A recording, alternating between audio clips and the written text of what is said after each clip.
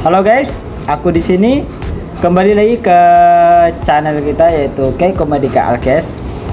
Nah teman-teman, aku akan mau menjelaskan salah satu alat kesehatan lagi, dimana alat kesehatan ini datang lagi guys. Nah tapi dia berbeda lagi. Nah tapi sebelum lebih lanjut, jangan lupa subscribe, like, dan komen. Jangan lupa nyalakan lonceng guys. Karena apa? Biar gak ketinggalan video-video alat kesehatan yang akan aku jelaskan. Siapa tahu kan teman-teman membutuhkan alat kesehatan guys. Jadi aku dan juga teman-teman bisa paham nih alat kesehatan seperti ini guys. Nah kali ini kita kedatangan salah satu alat kesehatan lagi, yaitu ini sebenarnya bisa dibilang gak alat kesehatan guys, tetapi ini alat laboratorium. Nah biasanya untuk dipakai praktek mahasiswa ataupun juga para peneliti. Nah ini adalah tabung reaksi guys. Nah tabung reaksi ini digunakan untuk menampung, mencampur dan juga memanaskan dan juga mereaksikan zat kimia. Nah inilah barangnya. Barang ini terbuat dari kaca guys. Barang seperti ini. Ini adalah salah satu alat praktikum laboratorium guys, atau juga alat peneliti untuk laboratorium. Inilah barangnya, yaitu tabung reaksi. Nah tabung reaksi ini dari brand Iwaki guys. Nah ini jadi bahan yang awet guys. Menurut aku ini bahan yang awet, tahan juga guys, dan juga tergantung pemakaian kita lagi. Nah ini bahan bentuk dan bahannya seperti ini guys. Dan ini berbentuk silinder dan juga ini terbuat dari bahan kaca. Di sini ujung sini terbuka dan juga di sini tertutup, yang berbentuk lonjong ini guys. Nah bentuk silinder. Dan juga di sini ukurannya ini berbagai macam guys. Di sini aku lihatkan aja, ini terdapat 3 ukuran. Sebenarnya ada banyak ukuran, tapi aku tampilkan 3 dulu. Di sini dimulai dari ukuran sekitar 16 kali 100 mm, dan juga ada juga sekitar 120 kali 150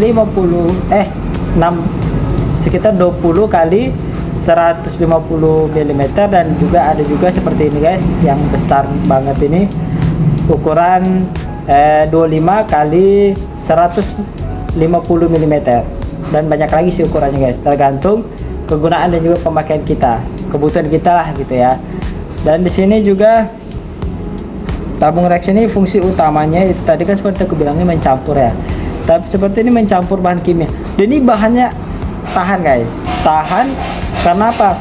Dari bahan zat kimia itu kan banyak cairan yang benar-benar kuat gitu ya, zat kimianya, jadi dia tahan kalau kaca. Nggak akan mudah meleleh dan juga nggak akan mudah pecah. Juga di sini memanaskan zat. Nah ini untuk memanaskan zat ini sangat bisa guys, karena apa? Dia nggak akan pecah untuk memanaskan zat memakai ini. Tapi jangan disentuh langsung guys. Pada saat memanaskan jangan menggunakan tangan secara langsung, dia perlu alat bantu. Dan juga di sini dapat menampung dan juga menyimpan sampel guys. Tujuannya untuk seperti kita menyimpan sampel yang kita neliti tadi guys ya, kita praktekkan, simpan dalam sini. Dia bisa, dia akan tahan lama dan juga tidak akan mudah pecah, tidak mudah tumpal juga, karena harus ada alat bantu lagi guys ya.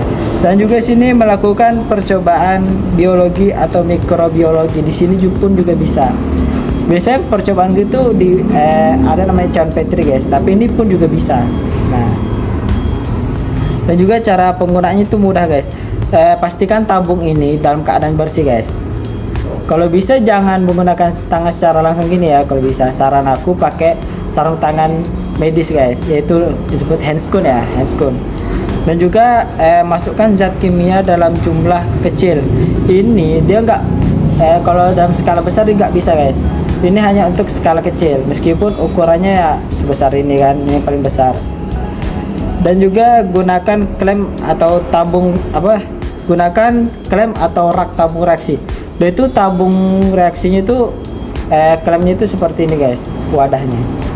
Nah, tujuannya apa? Tujuannya itu biar nggak mudah tumpah. Nah, pada saat diletakkan di atas di ini.